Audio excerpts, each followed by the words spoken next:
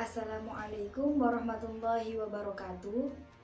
Saya Nur Maulidia Saada, NIM 19102040035. Baik, di sini saya akan menjelaskan sedikit tentang peranan manajemen keuangan.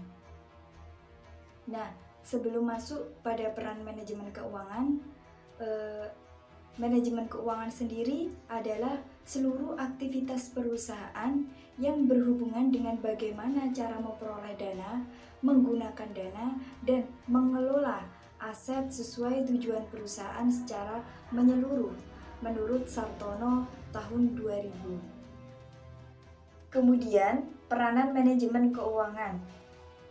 Peran yang pertama, manajemen keuangan merupakan manajemen terhadap fungsi-fungsi keuangan. Fungsi-fungsi keuangan tersebut meliputi bagaimana cara memperoleh dana atau raising of fund, dan bagaimana cara menggunakan dana atau allocation of fund.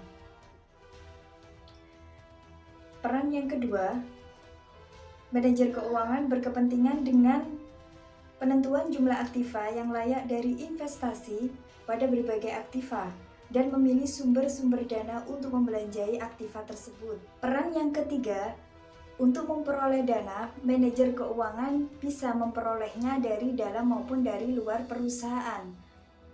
Sumber dari luar perusahaan bisa berasal dari pasar modal, bisa berbentuk hutang maupun modal sendiri. Sekian, terima kasih. Dilanjut tentang fungsi manajemen keuangan yang akan dibahas oleh rekan saya.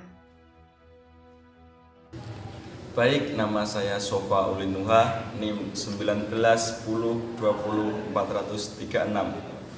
Di sini saya akan menjelaskan tentang fungsi manajemen keuangan. Ada beberapa macam dalam fungsi manajemen keuangan. Yang pertama, ada perencanaan keuangan. Kedua, ada penganggaran keuangan. Ketiga, pengelolaan keuangan. Empat, penyimpanan keuangan. Yang kelima, ada pengendalian keuangan. 6, pencairan keuangan. 7, pemeriksaan keuangan. Dan 8 adalah pelaporan keuangan. Itu adalah macam-macam fungsi manajemen keuangan untuk kita bisa mengatur atau memanage uang yang sudah ada untuk kegiatan yang akan kita laksanakan. Baik, sepertinya itu saja penjelasan dari saya. Selanjutnya tentang ruang lingkup manajemen keuangan akan dijelaskan oleh rekan saya, Faradila. Terima kasih. Assalamualaikum warahmatullahi wabarakatuh. Nama saya Faradila Inaya Balkis, nomor absen 37.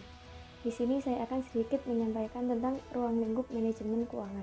Ruang lingkup manajemen keuangan itu ada 3. Yang pertama yakni keputusan investasi, yang kedua keputusan pendanaan, dan yang ketiga keputusan dividen. Yang pertama yakni keputusan investasi. Keputusan investasi ini mencakup pada 2 hal, yakni aset tetap atau yang sering disebut dengan penganggaran modal, dan yang kedua aset lancar atau yang sering disebut dengan modal kerja. Lalu, apa perbedaan antara aset lancar dan aset tetap? Apabila aset lancar itu kekayaan perusahaan yang dapat dengan mudah untuk diuangkan, sedangkan pada aset tetap itu sangat sulit untuk diuangkan, atau dengan kata lain butuh waktu yang relatif lama untuk diperdagangkan. Yang kedua yakni keputusan pendanaan.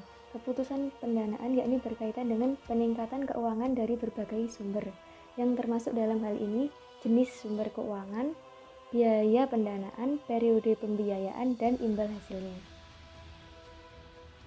Yang terakhir yakni keputusan dividen. Keputusan dividen ini keputusan yang berkaitan dengan distribusi laba bersih. Laba bersih ini terbagi atas 2, yakni dividen atas pemegang saham dan laba yang ditahan. Keputusan dividen ini biasanya dibagi pada saat rapat umum pemegang saham, tetapi tidak menutup kemungkinan apabila dilakukan di awal untuk mencapai hasil yang lebih baik. Cukup sekian dari saya, kurang lebihnya saya mohon maaf. Untuk selanjutnya akan dijelaskan mengenai tujuan manajemen keuangan yang akan dijelaskan oleh rekan saya, Rani Fariha. Perkenalkan, nama saya Rani Fariha, NIM 19102040038. Di sini saya akan menjelaskan tujuan manajemen keuangan. Tujuan manajemen keuangan itu ada dua. Yang pertama, memaksimalkan nilai perusahaan. Yang kedua, memaksimalkan nilai kekayaan para pemegang saham. Nilai kekayaan dapat dilihat melalui perkembangan harga saham common stock perusahaan di pasaran. Sekian dari kelompok kami, kurang dan lebihnya mohon maaf. Wassalamualaikum warahmatullahi wabarakatuh.